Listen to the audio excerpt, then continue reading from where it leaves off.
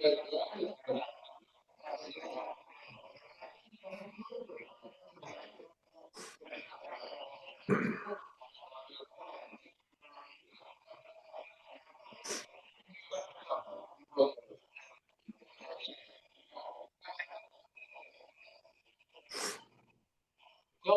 everyone to the Friendly Westwood Village Rotary Club. Can you believe it? Less than 2 months. Yay! Notice this here, by the way, Club of Surge, Club of Excellence. Yeah. Congratulations, everyone. You're all part of why Westwood Village Rotary Club has been determined for the 23-24 year to be one of the Rotary District 528 hosts. Congratulations. Very proud of you. Thank you very much. Yes. Oh, yes, that's only a temporary board, I guess. We're gonna get a banner like one of these up here that'll show our Club of Excellence. So again, congratulations. Actually, I know the way we do paperwork had a lot to do with it. Thank you. And I welcome those who have joined us by Zoom today to our hybrid meeting. Welcome, everyone. And again, our theme this year is Create Hope in the World. Marcia, did you have a question? Oh. On the screen. Oh, I am. Okay. Oh, today, okay, I'll move it later. Sorry. Oh, I guess so. If I knew how to work it, I'll just stand over here. So again, trying to share with you what today is and what national holiday it is today. And sadly, today is National Lost Sock Memorial. And I brought a friend with me today. He lost his companion when we went to the district conference at Billboard. This is a true story. This is not a made-up story. Your sock. I think it's at the Billboard. But anyway, in honor of our National Lost Sock Memorial Day, I'm sure we have a lot of those. Hopefully my lost sock will show up. The 4-way test. Tia, would you like to read the 4-way test? Sorry, Tia.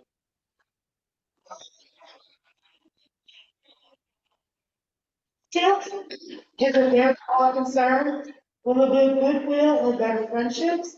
Will it be beneficial to all concerned? Thank you, Tia. I thank Nancy Cohen for being our greeter today. Yeah. And you've got the names of the people who are on Zoom, so you can indicate that as well on our attendance. Great. Thank you, Nancy. And our pledge today by Bill Rowan. Bill, you want to come forward and give the pledge? Well, I think it does because it didn't sound better. I'd like to do it up here. Do you know it? No. Come on up, Bill. Before I do this, I want to tell you, driving down here and I kept thinking about what has been going on. All this outside agitation. People are not really looking at what we're going to say in the next few minutes about our nation. And this is really important. So all of us, let's put our hand over the heart. What? Oh, good. I pledge allegiance to the flag of the United States of America, to the republic under God, liberty and justice for all. Thank you, Bill, and thank you, John. We'll keep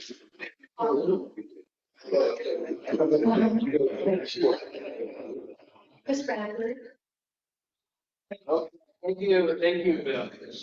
And Bill, and just kind of sharing President-elect Ben's weekly speakers on August 8th. UCLA basketball, Corey Close will be speaking to our Rotary Club, so that's going to be a great day. Okay, moving on. On the day, past President Marshall. Mr. President, well, I was getting ready, I'm getting ready to go to Singapore, and I'm going to be working at the Rotary Action Group, the Peace booth. And those of you that were at the walk, the Peace Walk for our district, remember I made a whole bunch of signs to give out to people.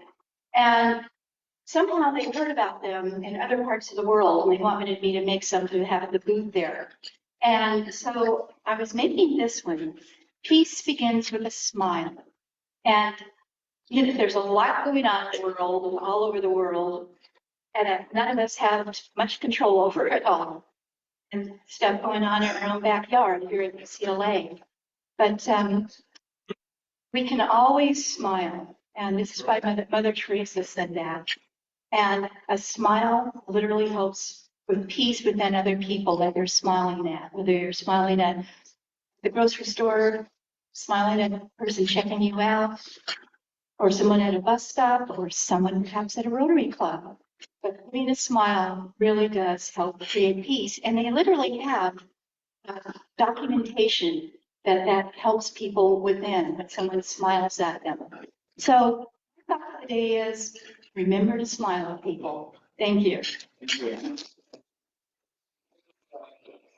Marcia, I do have, Marcia, I have about 4 of those boards at home. Would you like me to return them to you? Stuff for next year. Oh, okay. Yeah, magic of Rotary and stuff. All right. Keep those. All right. Thank you. Thank you, Marcia. And moving on, now our song of the day. Well, Are you going to be standing for the song?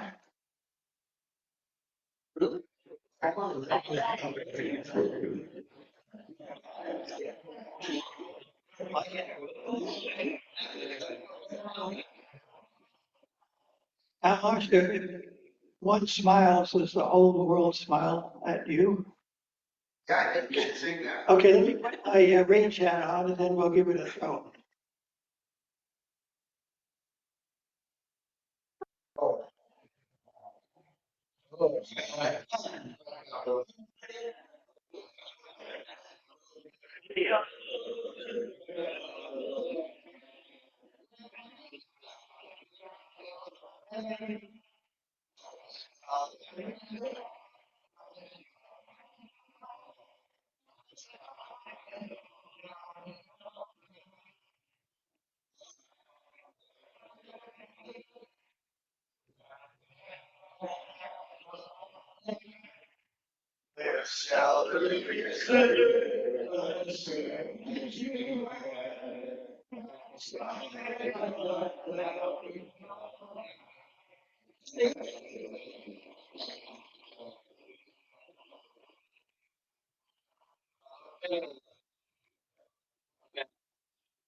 we should record. How many would it be, go to a recording studio and do an album with that? It's great to show. It's not it. All right, thank you. Right here. Oh, all right. Past President Gordon, thank you. All right. And thank you to Jim Crane today for being our windmill editor. Remember, when Jim calls up and asks you to be a windmill editor, please volunteer. That doesn't mean you, Mark. You volunteer all the time. No, I'm not saying that, but Jim is too nice of a guy. Sir, I will say it. Jim has 7 Rotarians before he ended up doing it himself. Yeah. You know, we all gotta step up and take responsibility for some of the club governance. Shouldn't fall on Jim's shoulders. Absolutely. It's a great entree or transition to our club assembly in 2 weeks here. We're having a club assembly. What a club assembly is our meeting. It's our weekly meeting, but we will have an outside speaker dealing with club business. And it's actually a very good thing, meeting regarding Benjier, and we're going to be able to share with you the board, the advocate service, some of the strategies we have to try to get more people involved in Rotary, and especially the younger or newer Rotarians, so we can really pass on the leadership. You don't have to retread an old president like myself. So that's going to be good. I expect everyone here 2 weeks for the club assembly. You have, but you're going to be, Ben won't be here because he'll be in Singapore by that point. No, on the No, this is the 23rd. Oh, answer. You'll be, yeah, but Ben is gonna record something special for the club assembly. So we're gonna be talking about Ben's here, we're gonna be talking about the bylaw revisions. Terry's gonna be sharing financial information with us about the club and the foundation. There's gonna be a lot of great opportunity to learn about your Westwood Village Rotary Club. Come with your questions, and we're gonna have a good, strong 30 minutes of good information about your Westwood Village Rotary Club. Okay, moving on. Any visiting Rotarians? I don't think we have any visiting Rotarians. We do have a guest though. Past President Mark, would you like to introduce your guest? Yes, my guest today is here for a reason, Susan Sheeman, and we'll get to that in a minute. Yes, thank you very much, Past President Mark, and welcome, Susan. Thank you. Oh my gosh.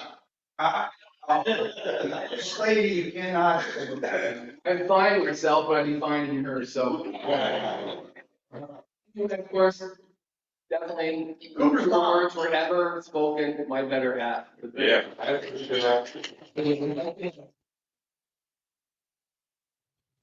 It's a member of the club.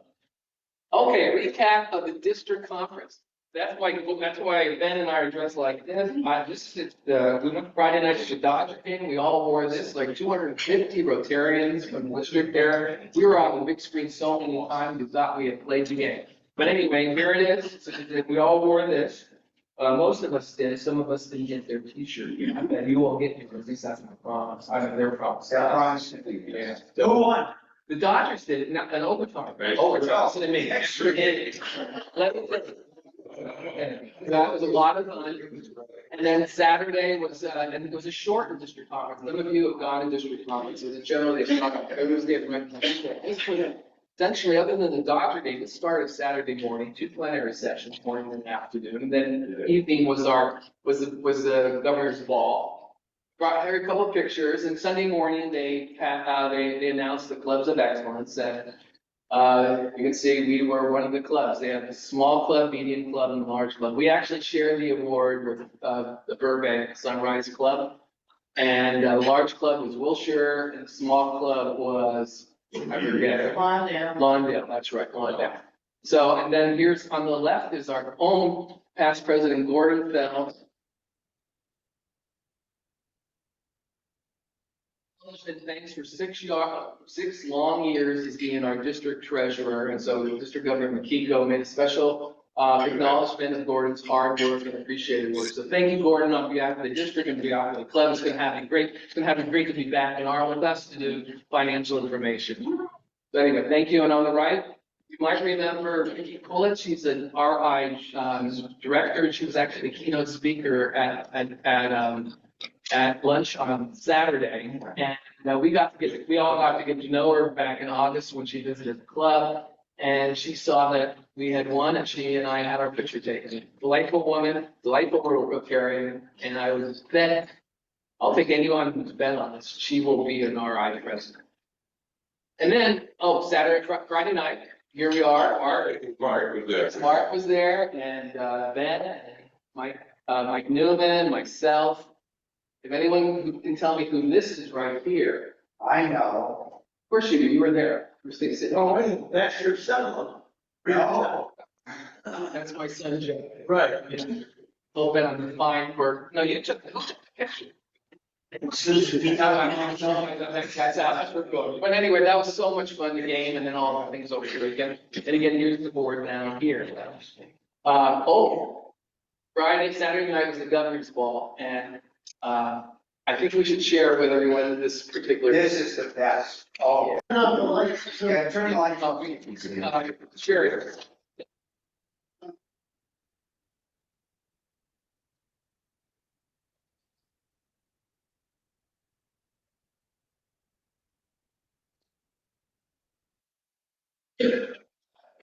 This is unique. Yeah.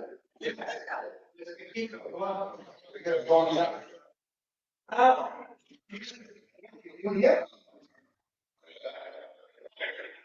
About it, actually moving in the right time, huh? There you go.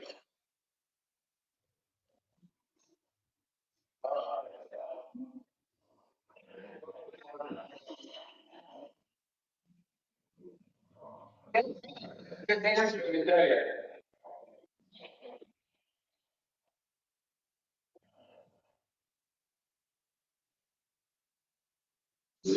But I think those dancing girls, the most fun, Saturday, from the conference.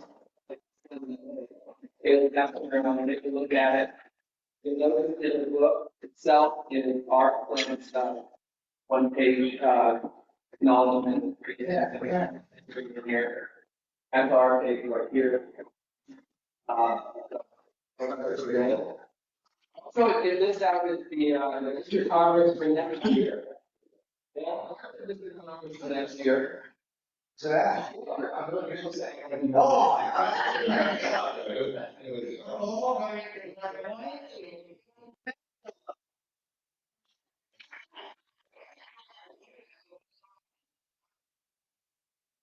What dates, what are the dates, President-elect? The dates are June 13th through 15th. So plan your vacations before or after. That's right, okay, so anyway, pass the book around, it's good information about the district conference this past weekend. At the Biltmore, beautiful hotel, we've been there for events, but we've never stayed there until this past weekend. Had the awards there. Yes, oh my, there's the history of the Biltmore, you can go there and just go and enjoy it as a historical, place, have pictures and a lot of information. Yeah.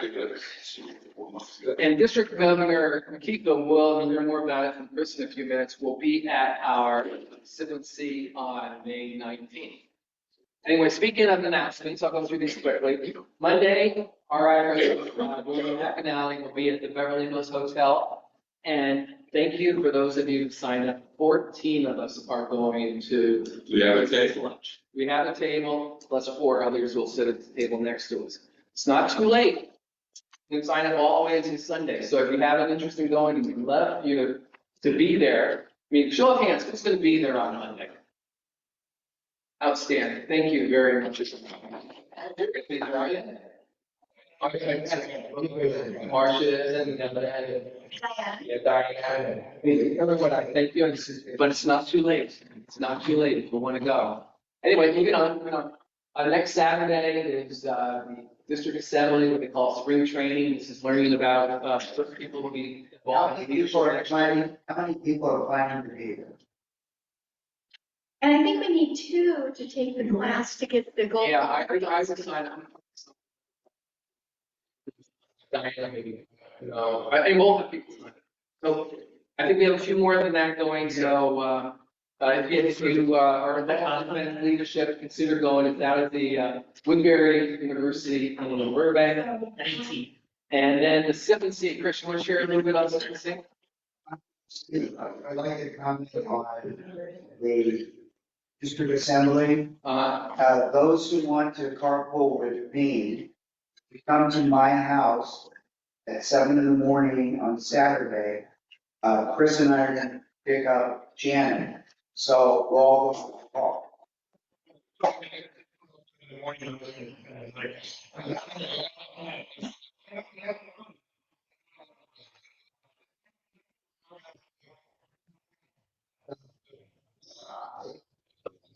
That's probably too much longer time.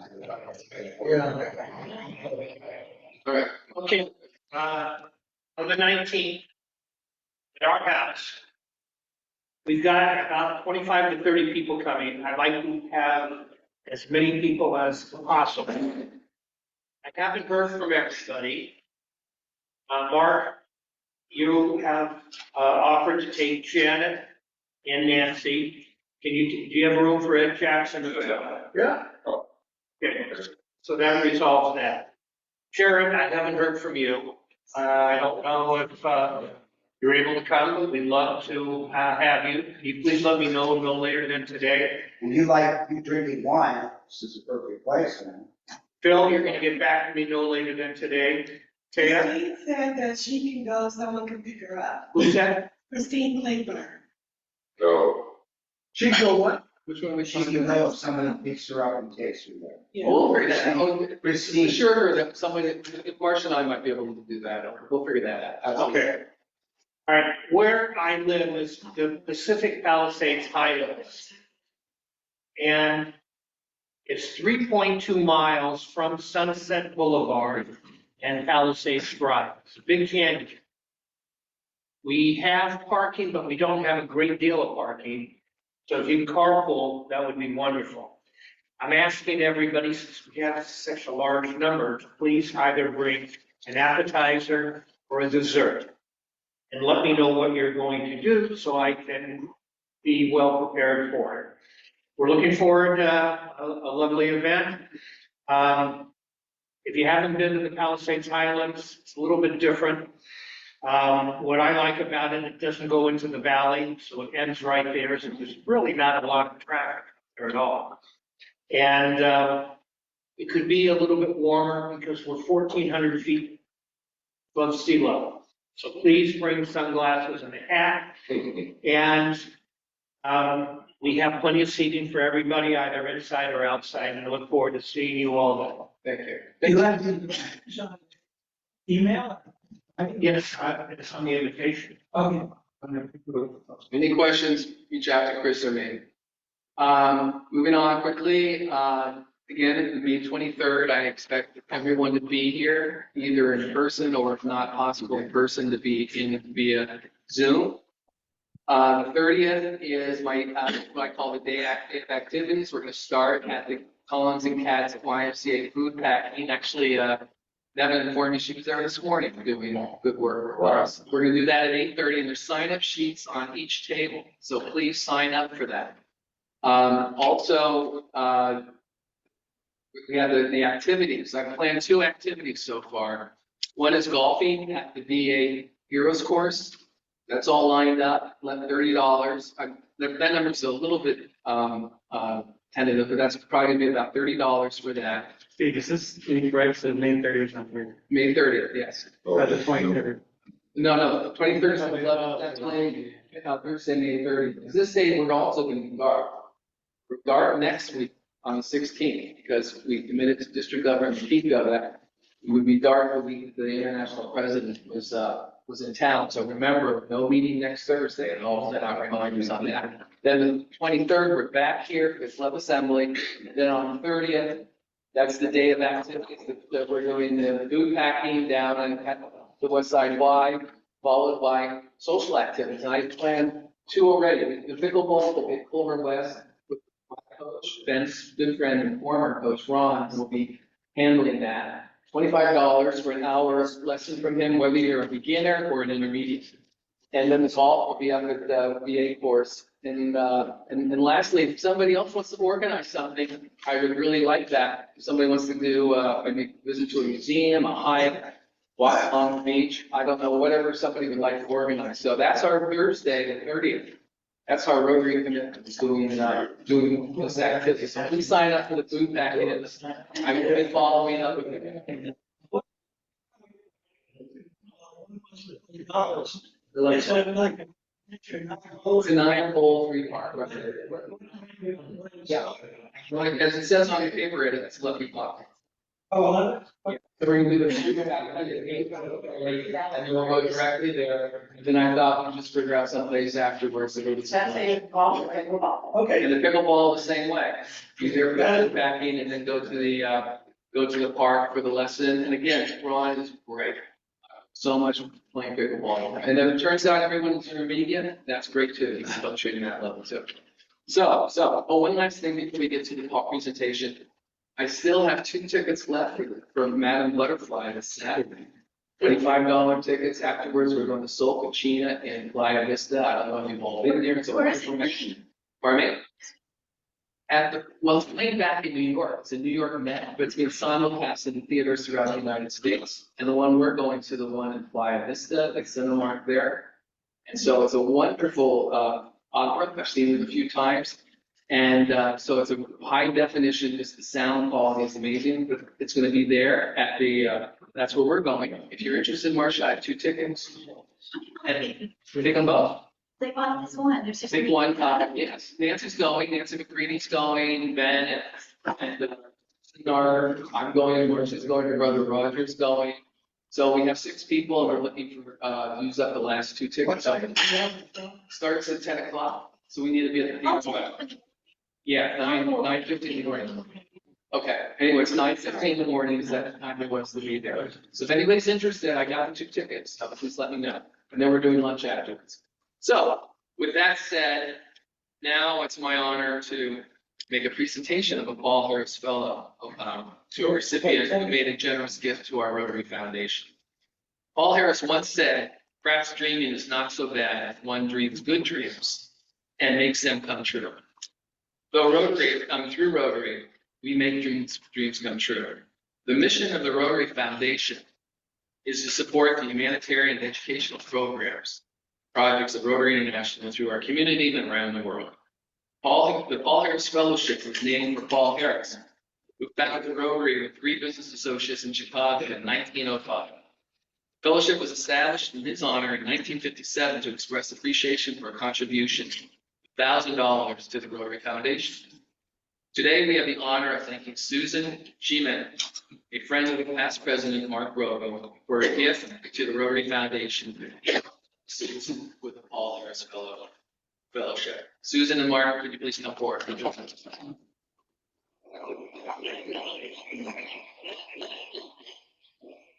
Mark, could you share a few comments about your friends? Sure. Susan and I are seeing each other all the time. I have said many times, and I'll say it again, that I have led a very blessed life. And one of those blessings are people that I call close friends. I've been very fortunate. Susan and her husband Richard, I consider among my closest friends. Met them through real estate, but having become very, very close friends. In fact, the first week we spent a week in Hawaii together. Been through thick and thin, children and our children, golf together with Richard. Richard is the most admirable job. He is the chief of cardiothoracic surgery at UCLA. He is the guy for heart transplants in this country. Wow. He goes to work every single day and saves lives. How many of us can say that? Say that. But I'll tell you, hold on, Phil. Even more, Irish is the wife of a surgeon. It's not an easy job. So I admire both of them for a whole variety of reasons. Most of all, for the kind of people that they are. And in the last 2 weeks, Lynn and Lynn can't get out there, had the honor of them going to a dinner in Beverly Hills where Susan and Richard were honored by the American Heart Association on the occasion of their 100th anniversary. 100th anniversary of the American Heart Association, they chose one couple to honor the entire United States, and that was Richard and Susan Shea.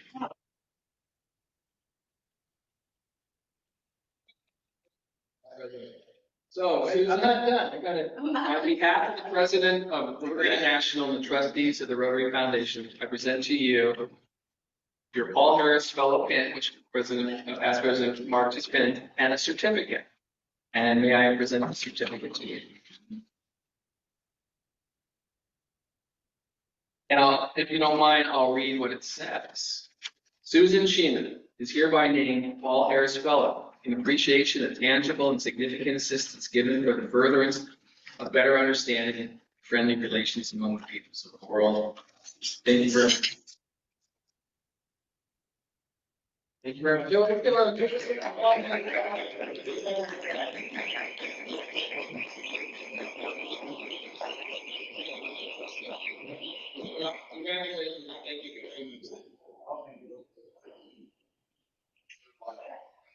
Okay. We're about to get you off the stage. Mark, they've castigated me because they say I have too long of introductions. So, ladies and gentlemen, my good friend, the executive director of Homeless Healthcare Los Angeles, Mark Casanova. I'm proud to be on his board. I've been on his board for the last 12 years. So, Mark, I'll let you cover the items on your introduction because they want me to get off. They want to hear.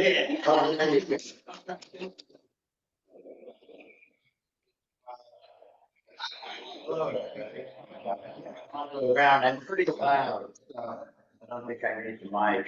Yeah, I've been doing the work for a pretty long time. I was thinking about what I was gonna say. I didn't plan anything because it'll go too long if I did plan something. So, about 40 years ago, I graduated from UCLA, actually, got my bachelor's there. And after I graduated, I actually got divorced too. I had a child, had kids. I started pretty young.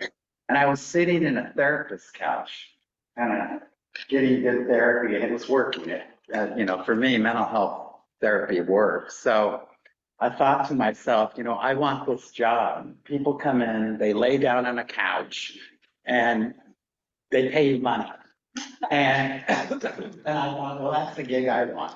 So I asked her, I said, well, how do you go about doing this? And she told me, you go to school and got to get a master's degree. So that's what I went about. I got a master's in marriage family therapy, and the rest is history. And I was talking to Diane because the very first job that I got about 1984 was at the Salvation Army. And I ended up working at the Westwood Village there. They had trailers at the time. You're telling me now that it's permanent.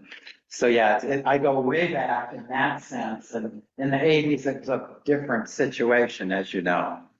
And I could sit here and give you numbers and tell you how bad this is. And I think collectively, all of us in here know what's coming down with homelessness. And we all have our opinion about it. But for me, I'm lucky enough to have been with the same organization. After I left Salvation Army, about 1985, 86, I went to Homeless Healthcare Los Angeles, this organization. There was about 3 of us, and I've been there ever since. So I had a pretty long run. We're about a 20 million or so organization. We have a couple hundred employees. And I like to say we're the frickin' bomb. I did love Salvation Army though. The programs there were really outstanding. But what I've been able to do over the years is create a program that is a continuum of a lot of services, reaching really hard to reach individuals. So my group reaches people that probably others don't. And I'll explain as we go through the slides, and I can tell you a little bit more about homeless healthcare. But I'm still excited in the work. I get up every day. I love coming to work, and I think that's a testament to my parents. They were caring, kind, giving people, and I just did what they freaking did. And every day. So I don't have a past of being formerly homeless or trauma or anything like that. Well, I've had trauma, sure, but not necessarily of the type that the folks we work with do. So my group is really client-centered. Because I was a therapist, I really landed it in that arena, meaning that everything's about the person that walks on the front door. Everything. Their opinion matters. The way we set up programming. And we use a mantra now, it's called meeting people where they are at.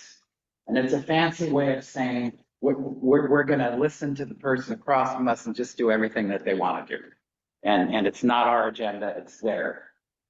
And if you drive that process, which I did in lots of ways, you'll begin to see what it is. We have a mission, it's just a broad enough mission to do a whole lot of stuff, okay? And that's what you're gonna see we do.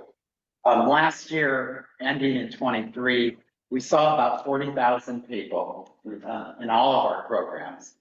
And we did about 300,000 encounters. And I'll show you how we go about doing that many encounters. But you do the math of a couple hundred employees, it calculates out maybe 5, 6, 7 encounters a day for every one of my staff. And we also, like I said, because we thought of a continuum, we actually place people in housing, permanent supports. And you'll see that we touch the other side of the work too, people that are not getting into housing, who are sleeping on the street or in encampments and doing what they do. We also do work related to the opioid crisis. We've been doing that for number of years, since the 1990s. And we hand out naloxone. And last year we did about 20,000 doses of naloxone, which reverses an opiate overdose and saves somebody's life. So about 700 people, my staff reversed overdoses, and that's the number of people who are alive because of that intervention. So let me talk about the programs. That's pretty much what we do. The refresh spot, harm reduction services, which is the most controversial. I'm not going to really talk a whole lot about it today because it's one of those programs I think that it's hard to get people to agree about what we should do with people that use drugs. I'm really liberal. I love drug use. Not everybody in here is going to feel that way. I don't expect you to, but that's our work. That's my mission. I care deeply about that particular population because no one else does. And outreach, housing, behavioral health, which is a fancy way of saying mental health and drug treatment and healthcare, all under one umbrella. And since the very beginning, my very first job at Homeless Healthcare was a trainer. I was hired as a trainer for the organization. So we have done training and education for 30 some odd years now. And we are the premier trainer in Los Angeles. We train all the case managers that work in every permanent supportive housing location that's opening up. We train physicians, we train social workers, and it's a really robust training program. But that's kind of the continuum I'm talking about. So we wanted to make sure that we developed programming that was really innovative, really forward thinking. And then we trained on it so we could train other people to drink our Kool-Aid, to really get better at what they do. Because as Diane can attest, boy, I think I look at homelessness as like a combination lock, that everybody has a certain combination. No one person is the same. No one lock opens the same combination. So there's a personal story somebody has. There's a past they have. Maybe it's trauma. There's lived experience that somebody has. And then there's an economic situation. And they each have combinations that you try to open up.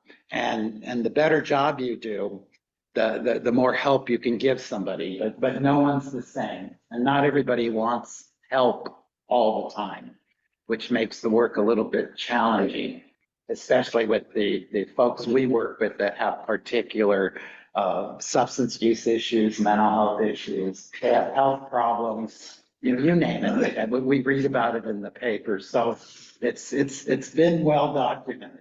So our refresh spot's the front end of what we do in Skid Row. So most of our services, I'd say, are based in downtown LA, but also bordering areas, Silver Lake, Echo Park, Westlake, and we extend all the way out throughout LA County, some of our programs. But the refresh spot's a hygiene center, and it offers restrooms, showers, and laundromat facilities in Skid Row. And I welcome any of you to come out and see the site. Steve's seen it. It's really amazing.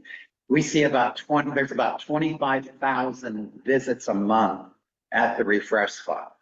And it's just there needs to be several of those in Skid Row. The history of it is when we started it about 7 years ago, there were only 9 toilets in Skid Row for anybody living on the street to use. And we did a cleanup for the homeless encampment on Cotner. And we saw a refresh center there. Well, yeah, that was through everything in the organization. So there were some showers there for people to come out and shower over. Yeah, right. This was LA homeless. Yeah, West LA. Okay, perfect. So, yeah, we've been around for about 7, and there are several others, and Skid Row needs so many more. Sure. It's not good. Yeah, so this is pretty good. We probably have about 10 or 15 showers in there. Yeah. The other one comes in, I think. Right, it's mobile. Yeah. So that's permanent on the schedule? Yeah, this is a permanent location. It was funded by Eric Garcetti. He sole sourced us to do it. He just asked us to do it. We have a pretty good rep. We tend to get funding like that where we're asked to open something like this. We have some community partners and we offer more than just hygiene at this center. The next thing we have is Skid Row, and this is the one that's a little bit more controversial, and I don't shy away from it. It helps people who actively use drugs. Okay, and the strategy is you want to save people's lives, truthfully. You want to make sure that people stay alive with whatever they do. I mean, doctors don't tell us to punish us by eating sweets, a Snicker bar, or McDonald's, if I have diabetes. Similarly, substance use is a health problem. And so the strategy of harm reduction is to offer services and reduce risk of public health problems. There are tons of things are going on with this population. We have a very busy site.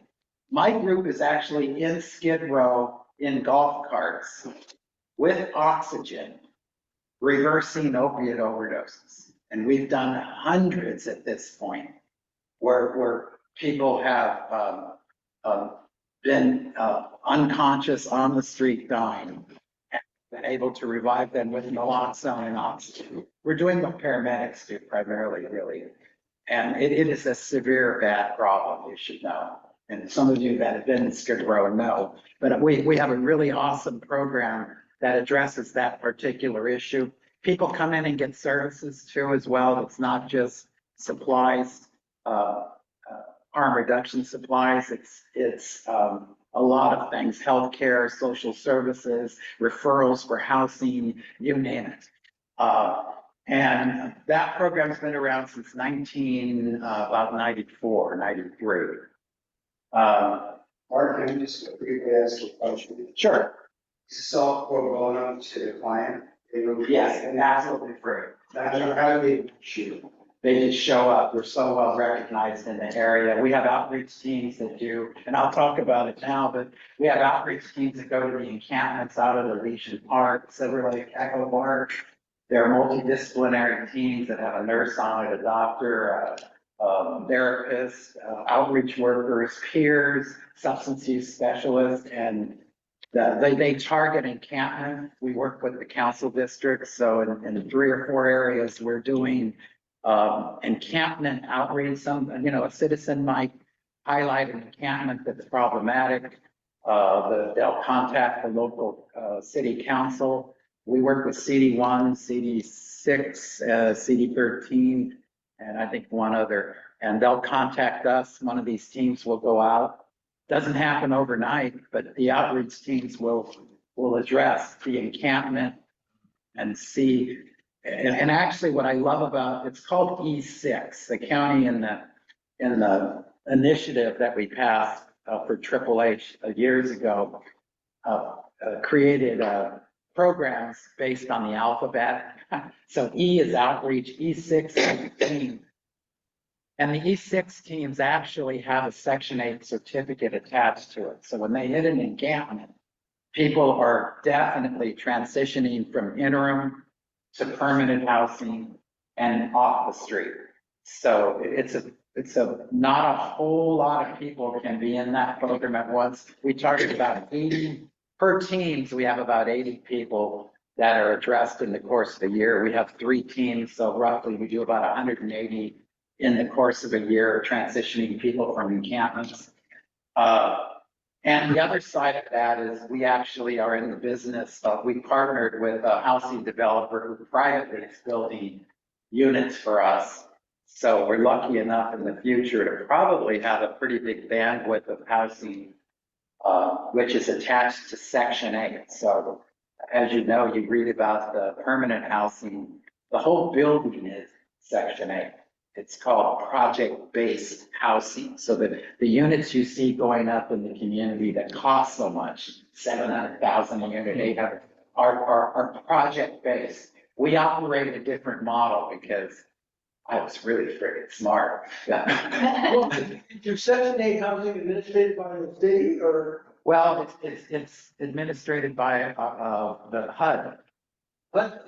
Okay, so the difference between a project-based, and what you read about in the paper and the costly nature of permanent supportive housing, we can do it a different way, which and a lot of people, we're not the only group that's doing this. So you privately build by right. You don't have the same rules, regulations. It's private money that's building it. And then we use the tenant-based certificate to house people in those units. And that's a good chunk of our business and permanent supportive housing. We also do the other model where we provide the on-site services for the permanent supportive housing project-based building. So we have 600, 700, 800 people at any one point in housing. The good thing about this type of program is for life. Our county has been smart enough to assign us people, and you're attached to that person for life. Case managers that put people into housing stay with that person while they're in housing. It's very possible. You know, we've been reading about it probably in the paper with Inside Safe, because that's the front end of homelessness. Mayor Bass is dealing just with the front end. On the back end, when you're trying to place people in permanent housing, we know there's a shortage of affordable housing. So what I'm talking about is one strategy to that, using private money. Oh, If you get them off the streets, what are you doing for, job placement so they can earn a wage? perfect. Workforce development, that's what needs to be done, absolutely. So there are programs we partner with. Some of my programs have a closer relationship on that. So as people get housed, yeah, we try to work on workforce development and do that. It's a challenge because some of the folks we work with have disabilities, they have health issues, because that's who we chose in a priority to house for people with physical or mental health challenges. But we still want people to work, because ideally it does a lot more than earn income when someone works. So Everyone's read about those 13, 14 buildings in such disrepair that are run by various groups in LA, and they're so badly run that they're safe to be outside in these houses. the SRO, problem, Skid Row Housing Trust. Yeah, how do you guys keep your buildings in good shape where these other groups can't? Okay, I don't do SRO housing. We don't own, we're not a housing developer, so we're not managing buildings like that. The SRO is an old model from like the 60s. And so these are buildings from 1960 that fast forward 60 years later, they're in disrepair right now. So that's really the issue. And they have long-term covenants. So in other words, they were given the ability to house in a single room occupancy kind of way. And those covenants still exist. So the buildings can only be used for the purpose that it was 60 years ago. So there's the challenge there. You know, good luck finding an investor or a housing developer that wants to enter a broken down building. But you guys house people in existing buildings. How do you keep those buildings? No, safe? they're the program I'm talking about, housing all brand new ground up. Oh, brand new. Yeah, brand new ground. And we're not the developer. We're just working with other developers, more than one. And so but this is the problem with, I believe, the low income housing tax credit model, is what's going to happen when those buildings start to break down and investors don't want to do tax credits. So, it's a challenge on that model, but well, I don't want to delve too much in this. I already did too much. The program we also have is behavioral health. There's a question online. Okay. John O'Keefe. Oh, yeah, thank you. What you're doing, Mark, is terrific. I'm involved in a small homeless group called westlahomeless.org. And we've hired caseworkers and social workers to come into our limited area in West LA and work with them in trying to get those who are able to get them into temporary and then permanent housing. It takes a while to get them in. How long does it you generally take to get someone into, I guess you go into temporary housing first and then permanent housing? How long does it take you to get somebody into that situation? And what is your experience about how long they stay? Because we get people into housing and then they leave. Well, interesting, I had a presentation done with the board, so we got a pretty intimate view. In the past, because we have more affordable housing, and it was easier to get into Section 8 type, it was about 4 months. Right now, given the nature of how many people are trying to secure that housing, we're looking at anywhere from like 6, 8 months to a year is how long it'll take to actually land in permanent housing. So that's really our challenge in Los Angeles. This doesn't happen overnight. Yeah, And people need to be placed in interim housing for a period of time right. until they're able to catch. So the short answer to that is 6, 8 to a year.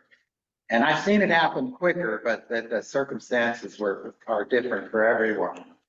And then we have a 98% retention, meaning when people are housed, they stay. So 98% of the people we house stay housed. That's terrific. That's terrific. Yeah. And it's the case management. It's called intensive case management.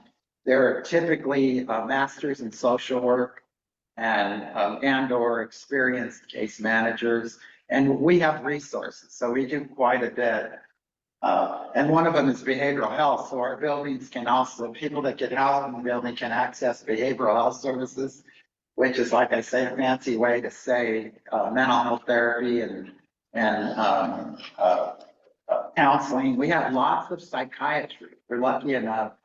I'm a pretty good fundraiser. So one of the things we've done over the years is get psychiatrists to work with us. So we have a number of psychiatrists who, they work in a lot of places, as you know, docs. They don't just pick one place. They typically work all over. So we get some good hours from at least 4 or 5 psychiatrists now. Our board president's a psychiatrist, the VA, he heads up the VA. So there's a big movement of psychiatry where they're working on the streets, or they're doing some street-based psychiatry. And then as people move into housing, they're able to stay connected to a psychiatrist. It's a really important, I think, element of our work. And then, of course, we just do the simple case management and traditional therapy. I think it's always a challenge to get people to come on in and talk to somebody kind of. I'll ask a question I know the answer to, but I think it's something we're all interested in. How do you fund these programs? Where's the funding? Oh, you're jumping again, but yeah. I'm sorry. Well, and I already talked about training anyway, and that's exactly where we are. We saw it coming. So we get about, I would say 90% plus from government. We're funded Office of Diversion and Reentry, Department of Health Services, Department of Public Health, you name it. We're partners with everybody in the community. Substance abuse prevention and control, that's our drug office. We also raise money privately, and we're lucky enough to have a source of third-party revenue. We're expert at training, so we do have a strong training arm of what we were able to get people to buy our trainings. We're a nonprofit, but we've been savvy enough to create some pretty good innovative trainings that are college level, I'd say, all the way down to, everybody should be taking them. Yes. There are 2 major events coming, the World Cup and the Olympics. Yes. What's your opinion? What will happen to all these unhoused people? I don't think we're gonna make a show world that's what LA's about. What do you think's gonna happen? Well, I think there's 2 sides of the coin. I'm super liberal, so what's going to happen is they're going to criminalize homelessness. They're going to clean down the Skid Row. We are going to shift people to another area because that's all that's going to happen when you criminalize homelessness. And that's what's happening. The county has a big movement big movement. They just landed about $50 million to build a very large multi-block facility. We're part of it. Our work that's at the center, we've been asked to occupy one piece of that, but that's their intention, is to create a very large location that can transition people. They say they're transitioning to homelessness. I say they're transitioning out of Skid Row.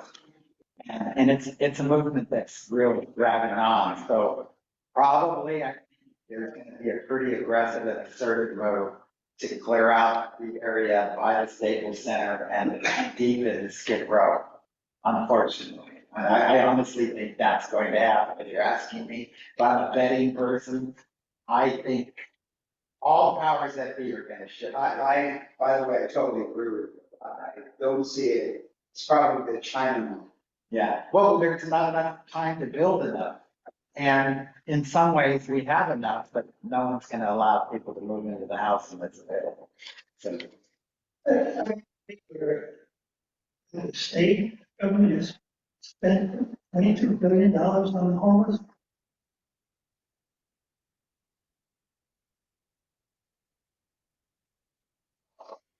Especially was on the interim housing side. So what they did is they put lots of people into temporary housing, and that a lot of money went into that. It's post-COVID, so I think some of it was COVID related, but still, it didn't necessarily place people in permanent housing, and that's.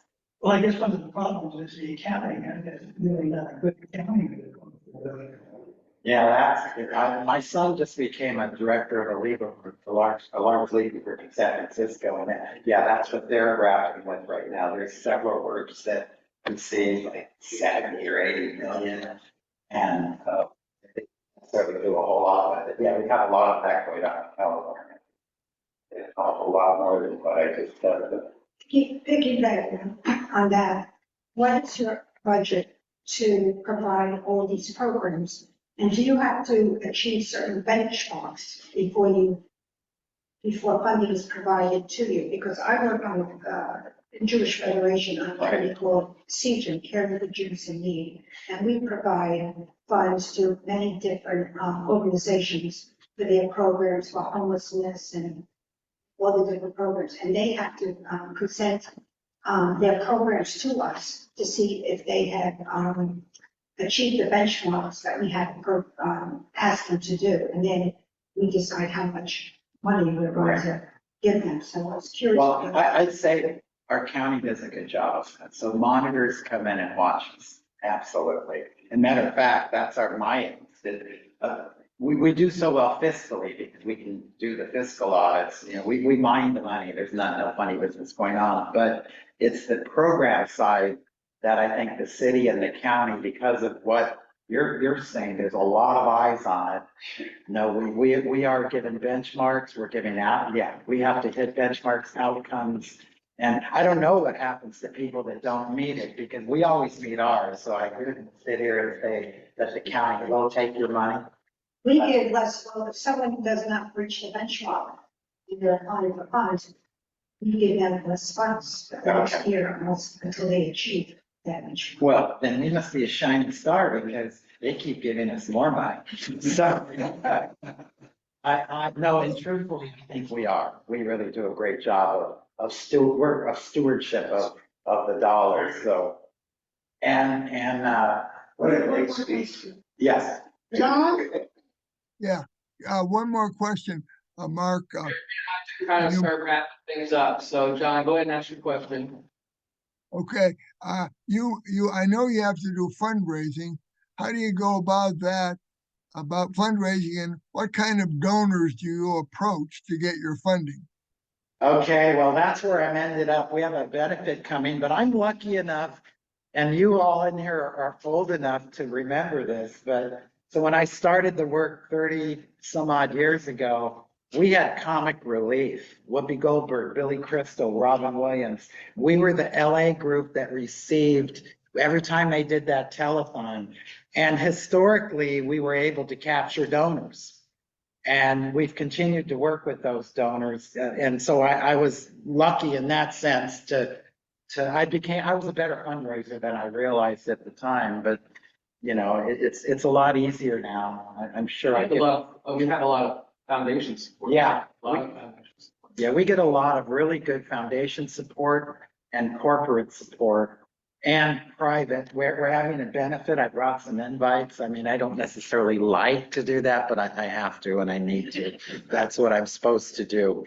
But we're at the SLS Hotel, but we do raise, and it's an event that, it's a fun event. I don't necessarily do a lot of award giving or, no, it's, you come, you enjoy yourself, you be with your friends and, we have great auction items. Your president will be there.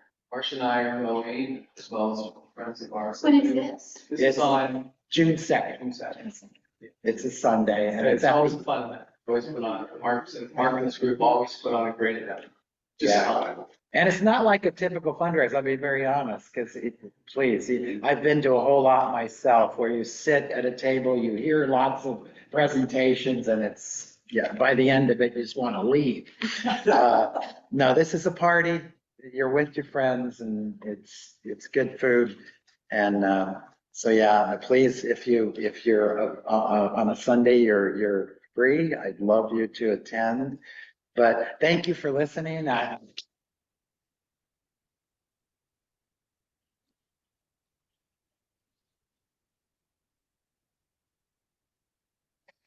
So anyway, on behalf of the club, Mark, I would like to present a small gift to you. Okay. Missing stuff. That's the missing stuff.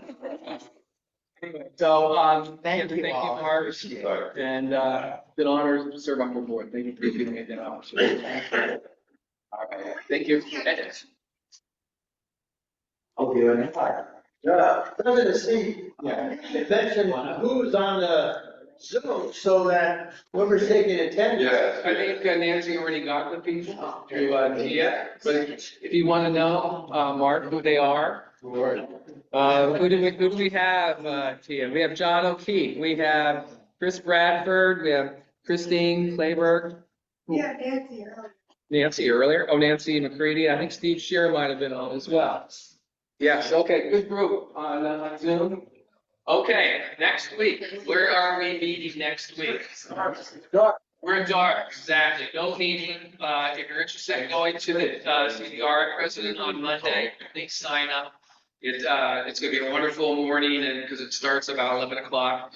He's a wonderful individual, I've had the pleasure of meeting our RI president, I know, so is Marcia, I think Marcia even had dinner. Lunch, so, anyway, that's gonna be fun. Yes.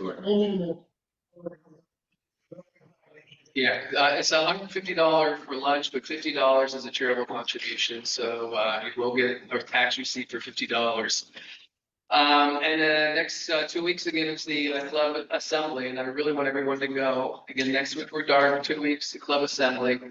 And then today's birthday, who's a Billy Joel fan? Everyone's a Billy Joel fan, raise those hands up. Today's Billy's birthday. Nice to know you. So, take risks, take chances, don't be afraid. You gotta go into life brave. So there you go. Congratulations.